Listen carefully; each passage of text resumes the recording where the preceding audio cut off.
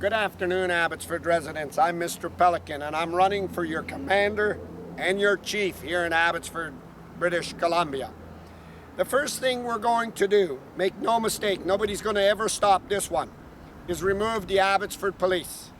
The organized crime that laid in the top of the Abbotsford Police is so bloody obvious, they're out of here. We cannot have the RCMP coming in here now through Colin Watts and say we're going to do investigations. We need to find out what's going on. The community needs this police force. It's out. We have to replace it with the RCMP, the best. Let me give you the reason why. When the Abbotsford Task Force went down on the Gladys Avenue in front of the Salvation Army under Henry's rule and Henry's order, Henry Braun, and his son told me to threaten Mo Gill, because Mo was going to bust the homeless to the voting poll, and he said, I can't have that shitbox do it. These white-collared crime officers in the task force figured that uniform, that badge, and that gun would protect me, and went down there and did that brutal act in that election, because Henry needed to win to load them job sites for his partners and his friends, not for our city, but for him to benefit. It was clear when Henry's son was the economic development officer and what was taking place. And all these things that I've showed you, when I stood up, the Mission RCMP asked me, one guy asked me, he said, Mr. Pelican, I want you to run and I want you to prove Vicky Hopes is blocking you and all this will take place. That's how you get rid of a conspiracy. That's how you get the truth. Henry ordered the Abbotsford Police, after his hit and run because he knew he was done, not to charge him under Mike Sir or bring investigations, because it would have brought all the newscasts and everybody in, and it would have found Ed Fast tied to Pacific Peak Homes, which is his son-in-law, and tied to Diverse. It would have found that Diverse bought that job site, changed the zoning, council were in Henry's house, everything that I've been showing you which is illegal. I learned this over many, many years of being well taught by good teachers. Peter Wall, I should say, of Wall Financial when I built the Wall Center. Aquilini, Tony McGill of Intotech, but above all, Mike Dakota of Ani. Ani taught me never to buy an official, never to do nothing, and when the community outvotes, don't lean on council to get it, it's going to get us caught. Mike Dakota was a wonderful man. Colin Watts has got to do everything through the HR department to try to pump up his guys. They can't be trusted on their streets. I showed you they bleeped that African-American kid in Yale Park and said black kids are not allowed in the park.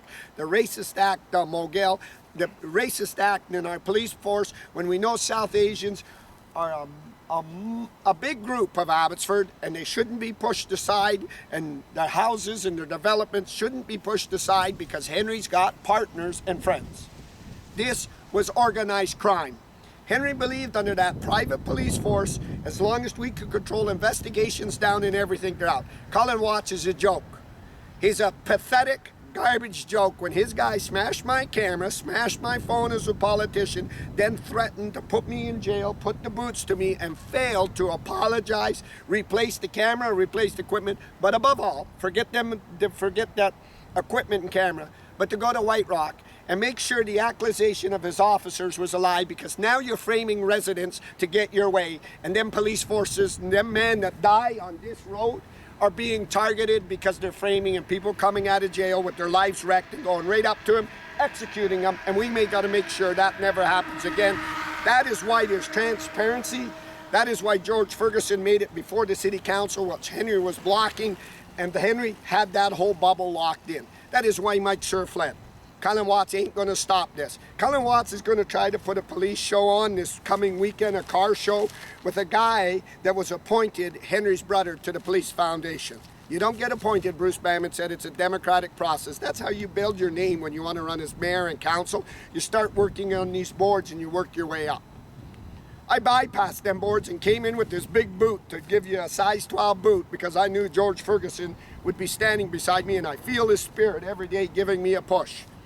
We're going to remove that task force and we're going to hit that Abbotsford Police like it's never been hit. It was organized crime when Keelan Olenoff said, drop that lawsuit, that video on Henry, and you settle it with Henry or I will personally bury you. That there, a responsible leader like Mike Sir and his investigators and his garbage Safety Standards Act, would have called the Police Complaints Commission in Victoria and had that done. He wasn't doing it. It was other officers that leaked it, and I took it in a Mission RCP.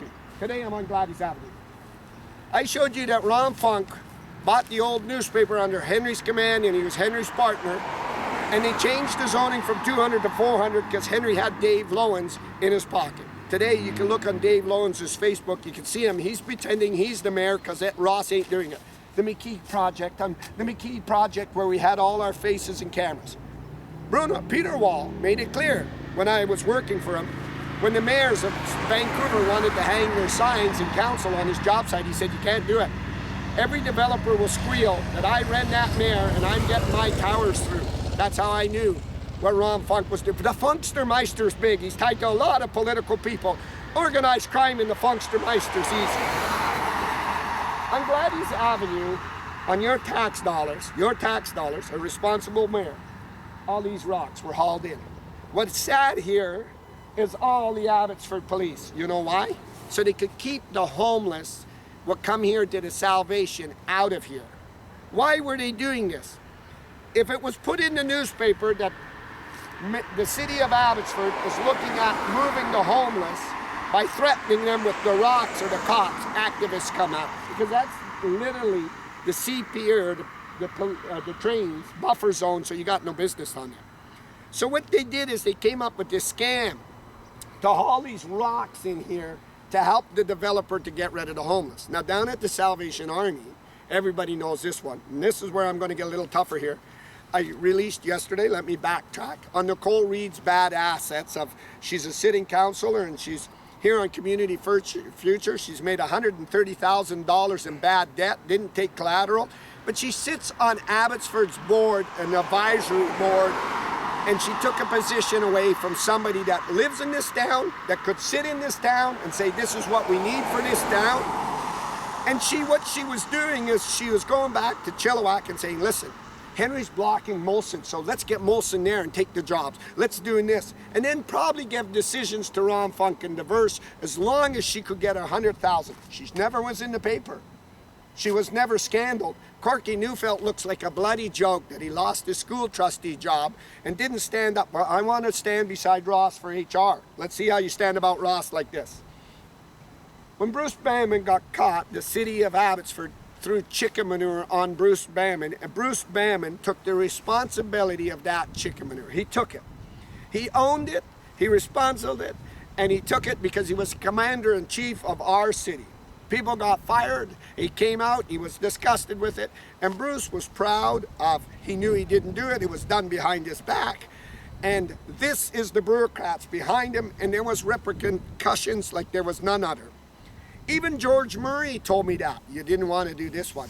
Bruce is somebody you don't want to do this without asking him. So when the Tree of Hope down at the other end of Gladys, here is in front of the Salvation Army, gives a homeless shelter, home, and it gives them, they can walk to the home. It stands in the way of the developer. A developer can't kill a tree. You could go to jail. You could go to jail if you got nails in it, poisoning and everything. And nobody will allow you to do it because it's a very sacred tree. It's a very, very sacred tree. You got a better chance of burning a $100 bill and not getting sentenced by Carney for burning that currency than you do cutting that tree. The city came off after hours, late at night at 12 o'clock when they're no longer a city official, now they're just an ordinary, and cut it down because now if the city does it for the developer, well, the city did it, we can't charge anybody. Why did they do it for the developer? So the developer, which was Henry's partner, could get it. That's why Ross allowed him to help him and run him and everything else. But here's where it gets tricky, Corky Neufeld. Just off to the right of me on Gladys, they're bringing big excavators, a 336 and a 225. There's blue fences there and you've been phoning me about it. Late at 12 and 11:30 at night, these excavators are coming in off these trucks. I'll show you them. And when they unload them, they're squealing and late in these apartments and people are complaining. The truck driver's screaming, hurry up, get out of there, let's go. I talked to the building inspector this morning in the city of Abbotsford. He pulled up on his computer that there is no permits here. There's no contracting being rewarded here or nothing in this empty parking lot. There's no zoning proposals down here. What are these contractors and these big excavators are doing? The city planning department told me this, which I agree. Where's the first aid trailer when the site sets up? Because that's the first thing you do. So you have security. Where's the company's name that sets up? You didn't. So they know they're sneaking them in. Why are they sneaking them in? That's probably for that pipeline that I told you. We don't want to get the site trailer there because we don't want Bruce Bamman, because that's a very delicate situation with them tree and what we did. So let's sneak in there and see if we could touch it and hit a nerve. Then we're going to take taxpayers and we're going to hose you, and Peter Sparanese is going to flee. I heard today in the city there's a rumor that the manager's moving on, but it hasn't been announced. What kind of staff do you got that when I'm standing right there talking like this, it hasn't been called out yet? So they don't want to do it because of what happened to Bruce Bamman. So Corky Neufeld, you're in over your head. David Eby's going to laugh in your face in Victoria, and I'm going to laugh in your face because as a BC Conservative, my membership's up with a lot of my friends. And the BC Conservatives are knocking on my door, and I don't think I'm going to renew because you're not about these voters. HR department and PR work, Corky, don't help what took place. Your partner in the BC Conservatives and your leader and your commander is John Rustad, but the man that carries a hit and a big spanking is Bruce Bamman. This is a central nerve that Bruce Bamman was scandalized in this kind of behavior by Vicky Hopes, and Henry kept it on when Bruce was going to run. You could see it. He kept cranking it, run it again, run the story again, run and go story again. Bruce is coming back running. Now, Corky, now is the time for you to light up Ross Siemens' ass and burn him, and you're not doing it. You're not doing it. The homeless are being forced, if you get your useless ass out of your MLA's office and you drive down here, the homeless are now camped between the two train tracks because of the rocks, putting them in high risk. Not at David Eby's responsibility, not at that, because the developer was scamming with Henry. And the homeless got tents set up on the top of the rocks. And as soon as it gets called in, Magna sends bylaw, boot them out of there because the developer's coming. Ron Funkaddiverse was cheating, organized crime, lifting lands and jobs and running them through with Henry Braun, Irwin and Darren Braun, and all these dirty scams on Abbotsford residents. David Eby went around, you should say, Corky Neufeld, and went after clubhouses because it was all illegal. This is all illegal, and it's threats on families. But who led this, Corky Neufeld? Let me make it clear so you don't go to that car show when Colin Watts calls you, because Irwin Braun's there in Sandy Blue had said I grabbed her on their whipper-whapper. In actual fact, Corky Neufeld, Rianne Gasper, one of your colleagues, was standing right there when they made them allegations. So you don't figure that if I show up in the car show and that, the chief, Colin Watts, is putting that car show on, not to help Abbotsford, not to do that. It's going to raise money for Irwin so he could take it probably like Archway. It's to rub shoulders because Bruce is a car collector and maybe we can get in there and smooth this APD out. We need serious police work. And construction companies in this town were all Henry's friends. We had an article in the newspaper a while back that the RCMP gave Abbotsford Police $600,000 for now to help rape victims. Was that the one the Abbotsford Police picked up there, that prostitute, and they had in a company car and left from the Alino Club parking lot and had their way with her, and the Safety Standards Act, the Abbotsford Police didn't do nothing with all them witnesses around? I suggest the RCMP take their money back and we get a proper donation and we call it the undercover construction lift. And we go in and we fund money to see why these jobs were being fast-tracked, why residents were being threatened, and that there would be a valuable asset to Abbotsford residents. It also put Henry in jail, Line Ross in jail, and everybody was fast-tracking, and we know that. So the Corky Neufeld, I suggest you get in your car, because David Eby's going to humiliate you when you get back to Victoria. I know it's coming. Archway Community Services, $41 million, had it all to help this homeless. It never stood here where these rocks went on the homeless. You went to David Eby and complained that you need the Attorney General of BC to get them in front of the Abbotsford Police out of it. You went to David Eby that they were behind Walmart. and you had $41 million, plus all this other stuff, 90 million rand. Archway's supposed to look after the vulnerable in the week.